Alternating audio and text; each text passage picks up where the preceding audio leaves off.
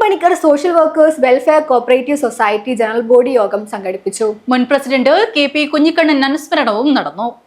അനൗപചാരിക വിദ്യാഭ്യാസ രംഗത്തും ഗ്രന്ഥശാല രംഗത്തും കേരളത്തിന് ദിശാബോധം നൽകിയ പി.എൻ. പണിക്കരെ അധികാരികൾ വിസ്മരിച്ചപ്പോഴും ഉചിതമായ സ്മാരകങ്ങൾ ഉയർത്തി അദ്ദേഹത്തിന്റെ ഓർമ്മകൾക്ക് ജീവൻ നൽകിയ നേതാവാണ് കെ.പി. കുഞ്ഞിക്കണ്ണനെന്ന് കെ.പി.സി.സി സെക്രട്ടറി എം. അസിനാർ പറഞ്ഞു.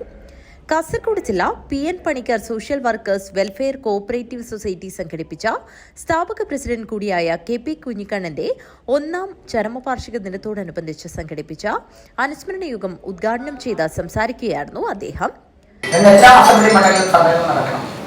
വലിയ സമ്മേളനങ്ങളാണ്. നാഷണൽ കോൺഗ്രസിന്റെ മുഖ്യമന്ത്രിമാരായിട്ടുള്ള ബ്ലോക്ക് കോൺഗ്രസിന്റെ ജനറൽ സെക്രട്ടറിയാണ്, എഴുത്തുകാരനാണ്. അങ്ങനെ ഈ സംവിധാനമൊന്നും ഇല്ലാത്ത ഘട്ടത്തിൽ അദ്ദേഹം എഴുതിയ 2 ഗാനങ്ങൾ നാട്ടുകാർക്ക് തോന്നുന്നു.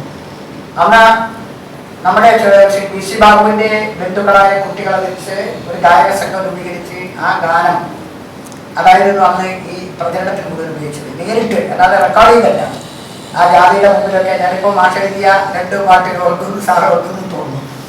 അപ്പൊ അങ്ങനെയുള്ള എല്ലാവരും ഓരോരാളും എല്ലാവരും നിയമങ്ങൾ എല്ലാവരും ഈ രംഗത്ത് പൊതുരംഗത്ത് പോലെകൾ കെ പിയുമായി ഏറ്റവും അഭേദ്യമായി ബന്ധപ്പെട്ട് കിടക്കുന്ന ഒരു സംവിധാനമാണ്. പക്ഷേ കെ പിയെ സമൂഹത്തിൽ വ്യത്യസ്തനാക്കുന്നത്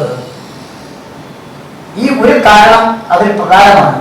പി.എൻ. പണിക്കരെ കേരളീയ സമൂഹത്തിൽ നൽകേണ്ട അംഗീകാരം ഒരിക്കലും നൽകാതെ മാറ്റി നിർത്തിയപ്പോഴും തന്റെ പ്രവർത്തന മേഖലയിൽ അദ്ദേഹത്തെ ആദരിക്കാനും അദ്ദേഹത്തെ സ്മരിക്കാനും അദ്ദേഹത്തെ ഓർമ്മിക്കാനും കഴിയുന്ന വിവിധ സംവിധാനങ്ങൾ ഉണ്ടാക്കിയെടുക്കാൻ കഴിഞ്ഞു എന്നത് തന്നെയാണ് പ്രത്യേകത.